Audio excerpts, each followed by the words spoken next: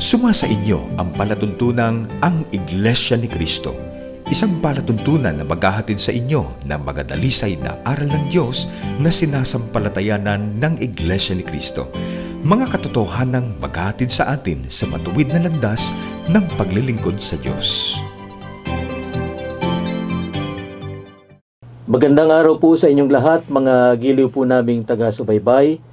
Muli pong sumasa inyo ang palatuntunang ang Iglesia ni Cristo. At sa pagkakataong ito ay makakapiling po ninyo kami. Ako po ang kapatid na Wally Taray. At ako po ang kapatid na Orly de Guzman. Samahan niyo po kami sa kabuuan ng ating pagtalakay. Tumanggap po kami ng katanungan mula sa sumusubaybay sa mga programa ng Iglesia ni Cristo sa radyo at telebisyon. Siya po ay nagpakilalang si Basie Ramos na taga San Mateo, kapatid na Orly, San Mateo Rizal. At nakakapanood at nakakapakinig daw siya ng programa ng Iglesia ni Cristo. At nakita niyang ang binibinyagan, o siguro ang tinutukoy niya ay ang binabautismuhan sa loob ng Iglesia ni Cristo na inilulubog sa tubig. Bakit daw iba ang binyag ng Iglesia ni Cristo o bautismo sa Iglesia ni Cristo sa binyag na isinasagawa sa Iglesia Katolika? Yan po ang katanungan nitong si Basie Ramos. Una, nagpapasalamat tayo kay Basie Ramos sa kanyang pagsubaybay sa mga programa ng Iglesia ni Cristo. Alam po ninyo, mga giliw naming taga-subaybay, ang bautismo po sa Iglesia ni Cristo maaaring iba ang paraan kaysa bautismo na tinatawag na binyag sa ibang relihiyon. Opo. Subalit, natitiyak po namin na ang bautismo sa loob ng Iglesia ni Cristo, hindi po ito iba sa bautismong itinuro ng mga apostol na ating bababasa sa Biblia. Ang aral at paraan ng Iglesia Katolika, huwag po kayong magdaramdam, yun ang iba sa paraan ng bautismo na itinuturo ng banal na kasulatan. Kaya, alamin po natin, kapatid na Orly, alang-alang sa nagtanong at maging sa iba pa nating mga kababayan na maaaring yun din ang kanilang katanungan, pag-aralan natin sa Biblia. Papaano po ba iginawad ng mga apostol ang bautismo sa mga sumasampalataya sa aral ng ating Panginoon Kristo? Ganito ang mababasa natin dito sa Roma, sa 6 at 3 hanggang talata pang 4, ganito po ang sinasabi sa atin ng banal na kasulatan. O hindi ba ganinyo nalalaman na tayong lahat ng mga nabautismuhan kay Kristo Jesus ay nangabautismuhan sa kanyang kamatayan?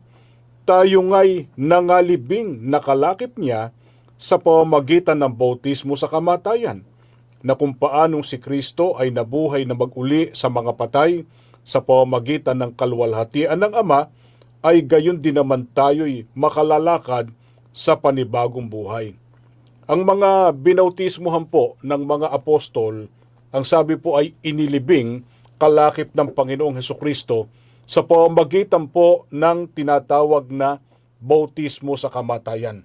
Kapag ka sinabing inililibing, kapatid na Wally, Opo. alam yan ng mga nakikinig sa atin, ang katumbas ay ikinukubli sa paningin, kaya inilulubog sa tubig ang mga ginagawaran ng bautismo. Ano ang katunayan, kapatid na Orly, na talagang alam ng mga pari na lubog ang tamang paraan ng pagbabautismo? Ang babasahin naman natin, isa pong pasyon ng Iglesia Katolika. Ito'y alam na alam ng mga nagbabasa ng pasyon. Itong pasyong ito, Opo. tinawag nila itong pasyong kandaba sa pahina 65. Hindi ko na ho lalagyan ng tono. Babasahin ko na lang po yung nilalaman kasi baka lumabo pa pagka tinunuhan natin ito eh. Ganito ang sinasabi ng pasyon. Ang pagbinyag ni San Juan ay isisisid na minsan ang buong katawan doon sa ilog ng Jordan parang pinaliliguan.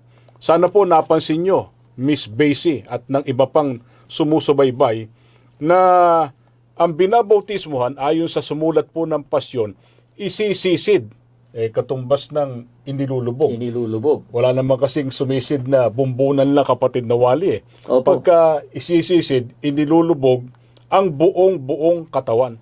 Kaya alam talaga ng mga pare na talagang ang paraan ng bautismo na sinasabi sa Biblia, paglulubog. Inilulubog sa tubig ang ginagawa ng bautismo. Maaring naninibago, kapatid na Orly, ang mga kababayan nating mga Katoliko sa paraan ng pagbabautismo na kanilang naririnig na pinatutunayan ng Biblia.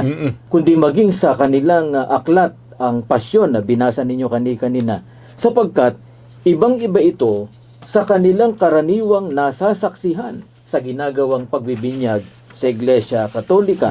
At hindi lang yan, ano pa ang katunayan, kapatid na Orly, na tinatanggap maging ng mga ibang tagapagturong Katoliko na lubog nga at hindi buhos ang tunay na paraan ng pagbabautismo? Sa The Question Box, Aklat Katoliko pa rin po ito. Ang sumulat po nito ay si Ginoong Bertrand Conway sa pahina 240 sa pagkakaliwat na po sa ating wika. Tinatanggap ng mga Katoliko na ang paglulubog ay higit na inihahayag ang kahulugan ng sakramento. Roma 6.3.4, Colosas 2.12, Tito 3.5, Efeso 5.27, at sa loob ng 12 siglo, ito ang kaugalian.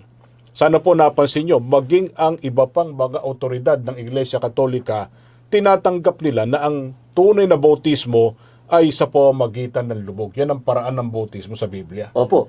Ano ba ang aral ng Iglesia Katolika tungkol sa kanilang binyag o bautismo na ito po ang kanilang ginagawa ngayon? Ito yung nakikita ng marami nating kababayang Katoliko na paraan ng pagbabautismo sa Iglesia Katolika. Sa Aklat Katoliko pa rin po na ang pamagat ay siyang inyong pakinggan, ang aral na Katoliko, ang may akda po isang pari pa rin, si Ginoong Enrique Demond, sa mga pahina 168, bahagi pa ng 169, ganito sinasabi: ang mga bagay o seremonya na ginagamit sa Santo Bautismo.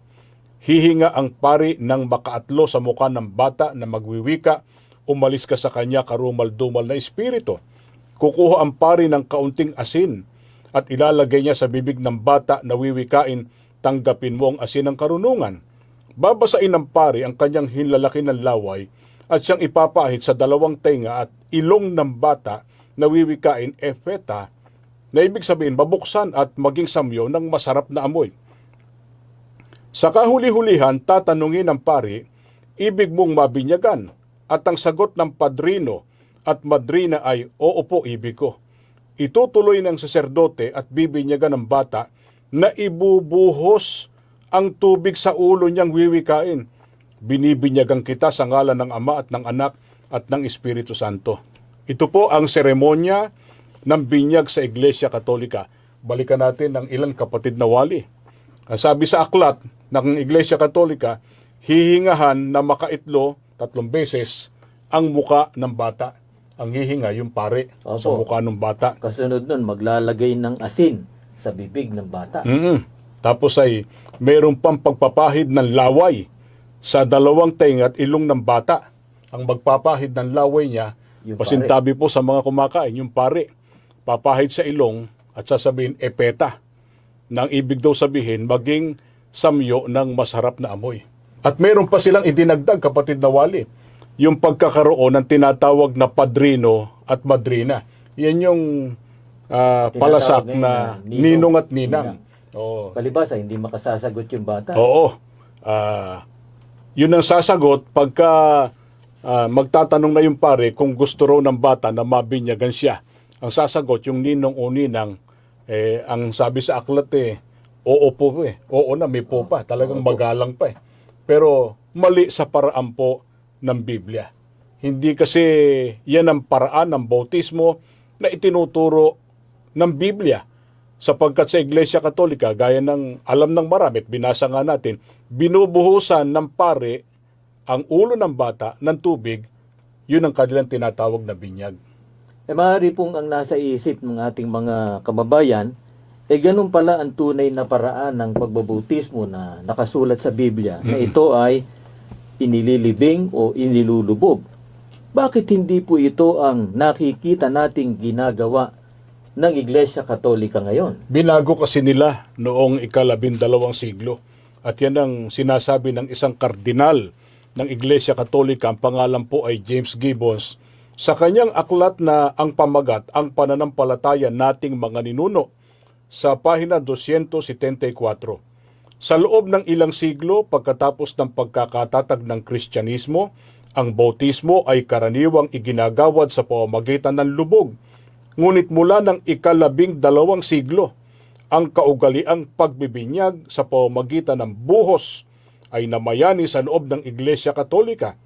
Yayamang ang paraang ito ay walang gasinong sagabal na di gaya ng bautismo sa pamamagitan ng lubog. Binago ng Iglesia Katolika ang paraan ng bautismo mula sa paraang inilulubog yung babautismuhan, di naman binubuhusan na lang ng tubig sa ulo yung ginagawa ng bautismo. At yan noong ika-12 siglo. Ika-12 siglo. Bakit kaya nila binago, kapatid na Orly? Ano ba ang ibinibigay po nilang dahilan? Sabi doon sa aklat ang paraang ito, yung buhos, wala raw gasinong sagabal kaysa bautismo sa pamamagitan ng lubog. Sa makatwid, kapansin-pansin po, sariling kagustuhan ng mga pare ang nasunod.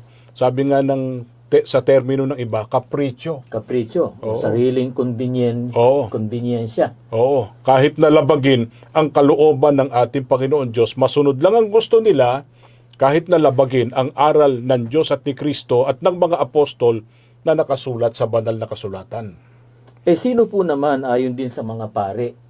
Sila na yung ating tanungin. Sino yung dapat gawaran ng bautismo? Kasi nga nakikita natin sa Iglesia Katolika, sanggol ang baby kanilang pa ang binibinyagan. Sa isa pang pasyon, dito po sa pasyong Genesis, na ang sumulat po isang nagngangalang Mariano Pilapil sa page 183. Ganito po ang sinasabi.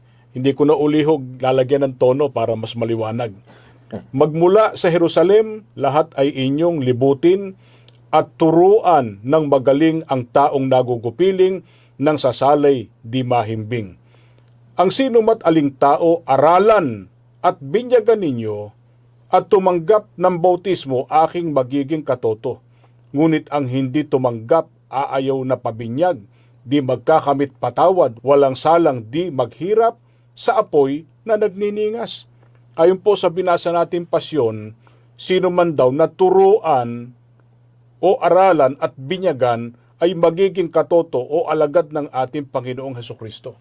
Kung aaralan muna, kapatid na Wally, kung tuturuan muna, tiyak na hindi sanggol yun. Opo, dahil sa yung sanggol wala pa hong kakayahan na tanggapin yung aral. Hindi pa niya mauunawaan yon. Kaya alam ng mga pare, batay doon sa pasyon, na ang dapat bautismohan may isip na. May isip na, hindi po sanggol. Mm-mm. Ano ang katunayan po, kapatid na Orly, na hindi kwalipikado yung isang sanggol para tumanggap ng bautismo? Ito ang pahayag ng Panginoong Hesukristo. Babasahin ko po sa inyo itong nasa Mateo 28:19 hanggang 20. Dahil dito magsiyaon nga kayo at gawin ninyong mga alagad ang lahat ng mga bansa, na sila inyong bautismuhan sa pangalan ng Ama at ng Anak at ng Espiritu Santo, na ituro ninyo sa kanila na kanilang ganapin ang lahat ng mga bagay na iniuutos ko sa inyo. At narito, ako'y sumasa inyong palagi hanggang sa katapusan ng sanlibutan. Ang sabi po ng Panginoong Hesukristo, ituro ninyo sa kanila na kanilang ganapin ang lahat ng mga bagay na iniuutos ko sa inyo. Sa makatwid, ang bautismo ay sa ikapagiging alagad o tagasunod ng atin pong Panginoon Jesucristo. Kaya nga ituturo muna yung susundin. Kaya hindi qualified yung sanggol. Hindi qualified, hindi Oo. dapat na bautismuhan. Kasi kailangan yung naturuan, naunawaan, sinasampalatayan ng itinuro at gaganapin niya o kanyang susundin. Kaya ang isa po sa kahalagahan ng pagtanggap ng bautismo ay para ang tao maging alagad o tagasunod ng ating Panginoon Jesucristo. Bukod diyan, ano pa ang kahalagahan ng bautismong ipinag-utos ng ating pong Panginoong Hesukristo? Sa aklat po ng Mga Gawa 2:38 po, ito sinasabi. At sinabi sa kanila ni Pedro, mangagsisi kayo at mangagbautismo ang bawat isa sa inyo sa pangalan ni Hesukristo sa ikapagpapatawad ng inyong mga kasalanan at tatanggapin ninyo ang kaloob ng Espiritu Santo. Sana po napansin ninyo, ang bautismo, yung tunay na bautismo, hindi lang po sa ikapagiging alagad ng Panginoong Hesukristo, kundi ito ay sa ikapagpapatawad ng mga kasalanan. At may kinalaman din ng bautismo para matanggap ng tao ang Espiritu Santo. Ayon po naman sa mga apostol, sino ang dapat na bautismuhan? Binasa natin kanina sa Gawa 2:38, kailangan nagsisisi sa kasalanan. Kaya hindi talaga qualified ang isang sanggol na gawaran ng bautismo, kapatid na Wally. Opo. Sapagkat ang isang sanggol, wala po naman siyang kasalanan. Ang kasalanan po ay pagsalangsang sa kautusan. Isa po yun. Ang isa naman ay pagkaalam yung mabuti, hindi ginawa, nagkakasala. Alin man doon, pagkaalam ng katotohanan, hindi pa alam ng Hindi pa alam sanggol ng yun. bata yun, na sanggol. At wala rin siyang nalalabag na utos ng ating Panginoon Diyos, kaya wala siyang kasalanan at hindi pa makapagsisisi ang isang sanggol. Kaya para kay Miss Basie Ramos na nagtanong, yan po sagot namin. Iba ang binyag sa Iglesia Katolika sapagkat hindi po ayon sa Biblia. Ang bautismo sa Iglesia ni Cristo sa pamamagitan po ng paglulubog sapagkat yun ang itinuturo ng Biblia, yun ang ginagawa sa loob ng Iglesia ni Cristo. Sana po magpatuloy kayo para maintindihan yung aral ng Iglesia ni Cristo, sumampalataya kayo sa aral ng Biblia para kayo man gawaran ng tunay na bautismo para maging kaanib sa tunay na Iglesia ni Cristo. Magbabalik po kaming muli, magpapaalaala lamang po ang ating himpilan. Nakikinig kayo sa Iglesia ni Cristo Radio, DZEM 954, ang tinig ng katotohanan.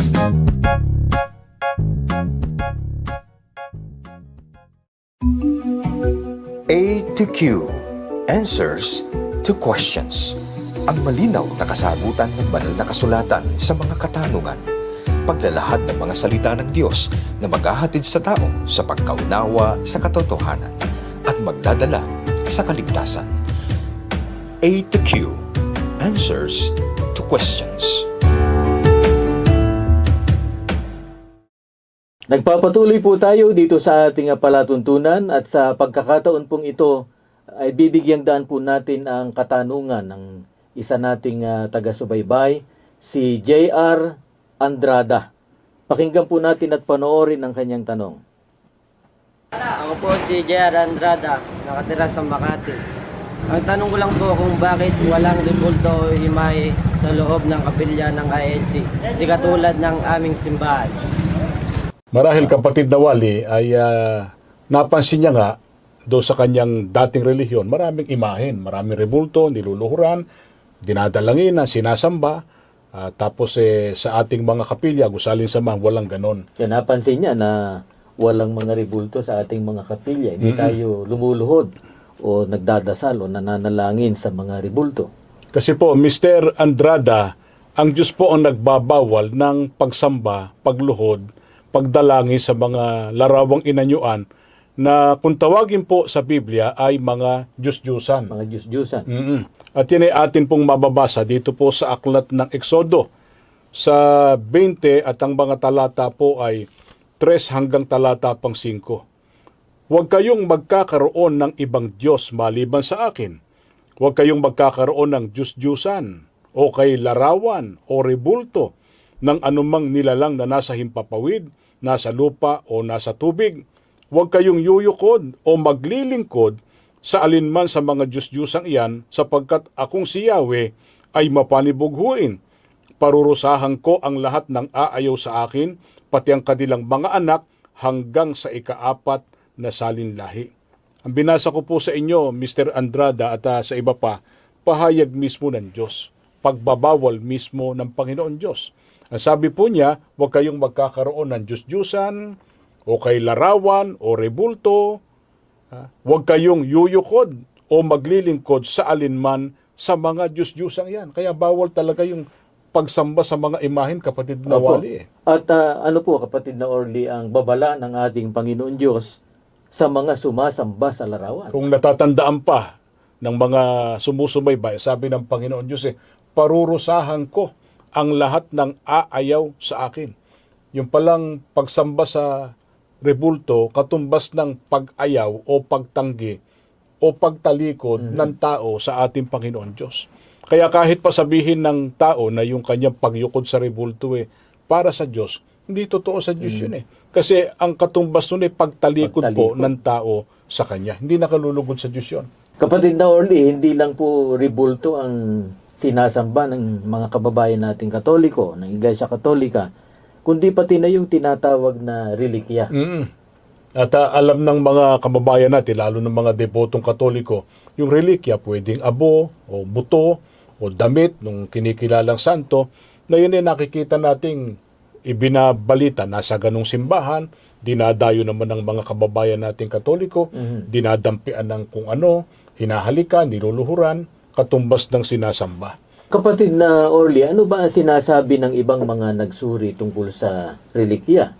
Dito po sa Vatican o the Vatican Papers by ang sumulat nito ay si Nino Lobelio sa pahina 15. Ganito po ang pahayag. Ito po yung Aklat Katoliko. Pakinggan po ninyo.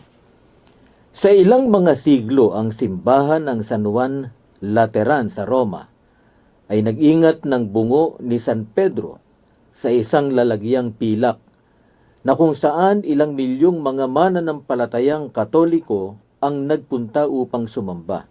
Sa huling ulat ni Guarduce ay natitiyak na ito ay isang huwad na relikya.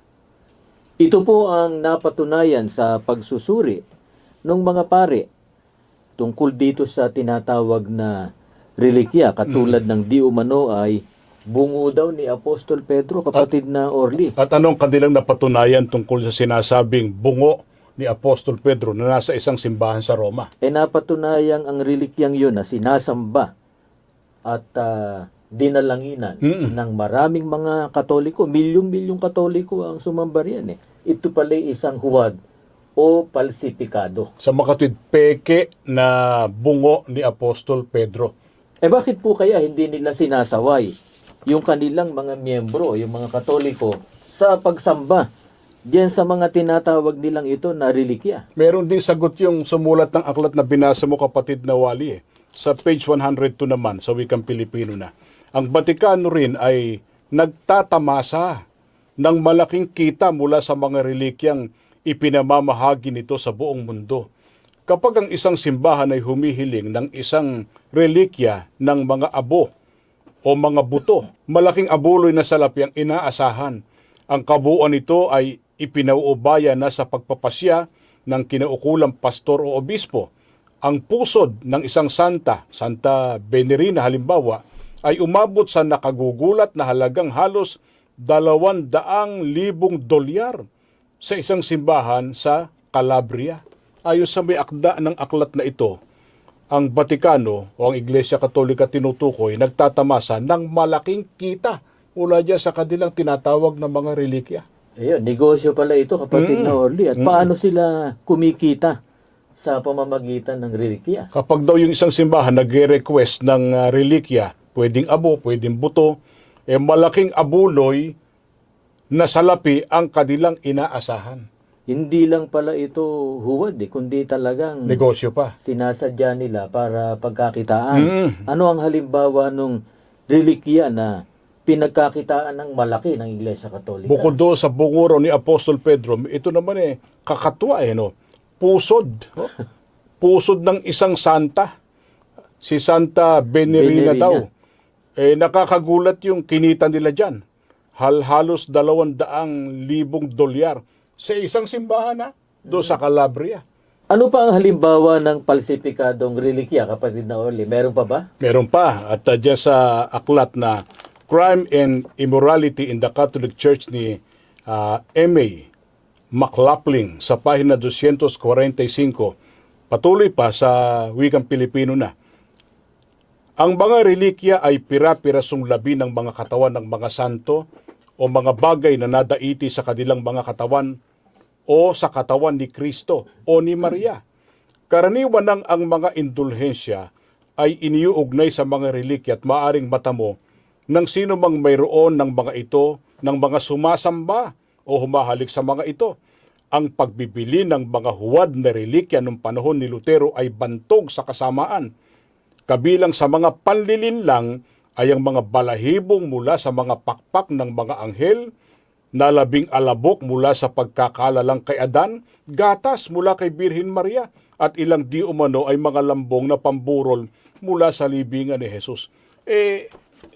Sa termino pa lang, hindi nakapaniwala itong mga relikyang ito eh. Pero marami hong napapaniwala ang mga pari tungkol dito. Kabilang anya sa mga panlilinlang, isipin po ninyo, balahibo raw mula sa pakpak ng anghel. Oh. Ano pa? Na 12 alabok, natirang alabok mula sa pagkakalalang kay Adan. Kasi si Adan, mababasa sa Biblia, mula sa alabok Mula ng sa lupa alabok. nila lang. May natira. Oo. At may naniwala dyan. May naniwala. Maraming naniwala. Meron pang gatas mula kay Maria. Paano kaya nila na-preserve yun? Na-preserve Kapatid yun. Nori? At ilang di umano, lambong na pamburol mula sa libingan ng Panginoong Hesukristo raw. Isipin nyo kung gaano ho kalaking panlilinlang yan. Huwag kayo magagalit ho sa amin. Binasa lang namin itong mga akda ng mga nagsuri tungkol sa tinatawag na relikya daw. Kaya ang alinmang relihiyon na nagtataguyod ng ganyan, pagsamba sa kung ano-ano, pagsamba sa mga rebulto, mga larawan, hindi ho tunay na relihiyon. At ang pag-anib dyan, pamamalagi dyan, hindi ho ikaliligtas ng tao. Sa mga hanggang ngayon po ay kaanib pa dyan sa mga relihiyon na sumasamba sa larawan. Wala na po bang pagkakataong ibinibigay ang ating Panginoon Diyos para ang mga nahulog sa ganitong maling gawain ay muling tanggapin ng ating Panginoon Diyos? Meron po mga mahal naming taga-subaybay. Pakinggan po ninyo ang 2 Korinto 6:16 hanggang talata 18. Ito po sinasabi, unang templo ng Diyos sa Diyos-Diyusan ng mga pagano. Tayo ang templo ng Diyos na buhay. Siya na rin ang may sabi, mananahan ako at mamumuhay sa piling nila. Ako ang magiging Diyos nila at sila'y magiging bayan ko. Kaya't lumayo kayo sa kanila. Humiwalay kayo sa kanila, sabi ng Panginoon. Huwag kayong humipon ng anumang marumi at tatanggapin ko kayo. Ako ang magiging ama ninyo at kayo magiging anak ko, sabi ng Panginoong makapangyarihan. Mga mahal naming taga-subaybay, ito po ang pagkakataon na ibinibigay ng Panginoon Diyos sa mga nahulog sa pagsamba sa mga larawan. Ang sabi niya, lumayo kayo, humiwalay sa kanila. Kung gayon, kapatid na wali, dapat nang tigilan, dapat nang iwanan ang pagsamba sa mga larawan. Opo, at ano ang pangako ng ating Panginoon Diyos sa mga tao na lalayo sa pagsamba sa larawan at ang kanilang haharapin ay ang pagsunod sa mga kalooban ng ating pong Panginoon Diyos? Sabi ng Panginoon Diyos, tatanggapin ko kayo. Ako ang magiging ama ninyo. Kayo ang magiging mga anak ko. Sa makatwid, hindi po nawawalan yung mga nagpapasyang iwanan ng pagsamba sa mga Diyos-Diyusan. Kung kayo man po ay nakasasagupan ng pag-uusig sa inyong mga dating kasamahan, pero nakalaan ng Panginoon Diyos na kayo po ay tanggapin, kupkupin niya, at ariin niyang kanyang mga anak kailanmat magpapasya na sumunod sa kanyang mga kautusan o mga kalooban. Mga giliw po naming taga-subaybay, ang kaalamanawa at biyayang mula sa ating Panginoon Diyos na nakamit ng maraming mga tao na umanib sa Iglesia ni Cristo at patuloy pang umaanib, ang siya pong pinakahangad po namin na makamtan din po ninyo. At higit sa lahat, ay pinakahangad po namin na magkasama-sama tayo sa pagliligtas ng ating Panginoon Kristo. Salamat po ng marami sa inyong pagsubaybay. Samahan niyo po kami sa panalangin. Ama namin Diyos, salamat po ng marami. Muli mong ginamit ang palatuntunang ito para maghayag ng mga dakila mong kalooban. Amen. Hindi nawa kami nakapanakit ng damdamin ng aming kapwa. Opo. Sa halip ang kanilang naunawaan ay ang aral mo at sila'y magpasyang sundin ang iyong kalooban. Amen. Panginoong Jesus, maawa ka pong ilapit, ipamagitan sa amang amin dalangin Opo. at pagpalain lahat po ng naabot ng programang ito. Amen. Ama namin Diyos, patuloy pong basbasan ang buong iglesia Opo. sa pangunguna po ng aming tagapamahalang pangkalahatan. Opo. Lahat po ng ito hinihiling namin sa iyo sa pangalan po ng aming Panginoong Hesukristo. Amen. Amen. Kami po ay nagpapasalamat sa inyong pagsubaybay. Kung mayroon kayong katanungan, maaari po kayong mag-email sa amin sa dcem954@isaradio.org. Malugod din namin kayong inaanyayahan sa aming mga pagsamba at pagdudoktrina o magbasa ng mga lathalaing pasugo at subaybayan ang aming mga programa sa INC TV. Maaari rin po kayong makipag-ugnayan sa mga ministro at mga may tungkulin sa Iglesia ni Cristo sa pinakamalapit na lokal sa inyong pook.